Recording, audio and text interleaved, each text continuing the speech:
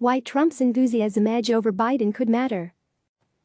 Former Vice President Joe Biden leads President Donald Trump in pretty much every single national poll. Yet the same polls find that Trump supporters are much more enthusiastic about voting for their candidate than Biden supporters are voting for theirs.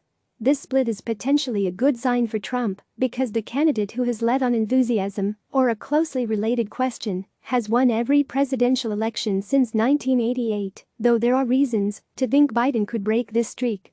Importantly for Trump, the leader on enthusiasm has gone on to win in close elections as well as ones with wider margins. One of those close elections was 4 years ago. Trump had a consistent edge over Hillary Clinton in enthusiasm. His voters were 4 points more likely to say they were very enthusiastic in voting for him than Clinton's were for her in the final ABC News Washington Post poll, even as Clinton led overall. That enthusiasm advantage should have been one of the warning signals to the Clinton campaign. Trump's current edge in enthusiasm over Biden is even larger. In a late March ABC News Washington Post poll, 53% of Trump backers said they were very enthusiastic about voting for him. Just 24% of Biden backers said the same about their guy. This 29-point difference would be the largest on record if it held through the election. The largest prior gap at the end of the election that I could find was in 2008.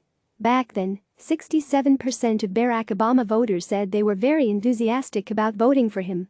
A mere 41% of John McCain said they were very enthusiastic about voting for their candidate.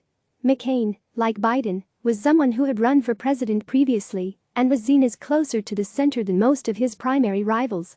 Before Biden, the most recent candidate who had run for president twice before winning his party's nomination was Bob Dole.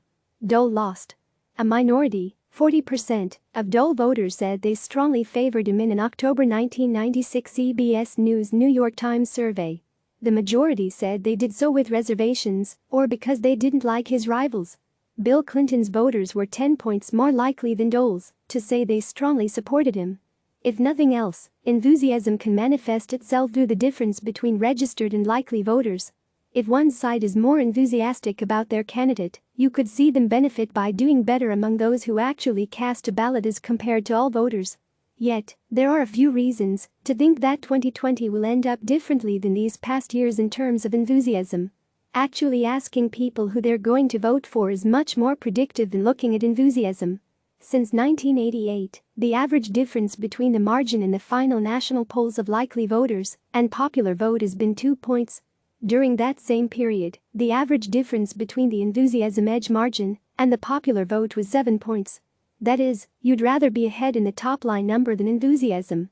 Remember, even in 2000 and 2016, the candidate who won on enthusiasm lost the popular vote. Moreover, there seems to be little correlation between how much a candidate outperforms their polling and enthusiasm. In other words, a candidate ahead on enthusiasm may do better than their polling, but it's far from a guarantee. Obama, who had the largest enthusiasm edge on record in 2008, did about as well as the final polls showed. The last thing I'll note is that there is a history of one side winning, even if their voters feel less enthusiastic, and it's been in midterm elections, per ABC News Washington Post polling. In October 2006, Republicans' voters were 2 points more likely among those certain to vote to say that they were very enthusiastic about voting for their candidate. Republicans got trounced anyway and lost the House. In September 2014, Democratic voters were 10 points more likely among those certain to vote to say they were very enthusiastic about voting for their candidate. Still, Republicans held an overall 3-point lead among those certain to vote, and this advantage held through the election. Put another way, Biden's got a real shot at winning if voting patterns match that of a referendum election like they do in a midterm, even if he has less enthusiasm.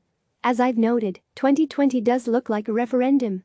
If Trump can turn 2020 into a choice, his enthusiasm edge over Biden may matter more. Click subscribe to receive the latest news.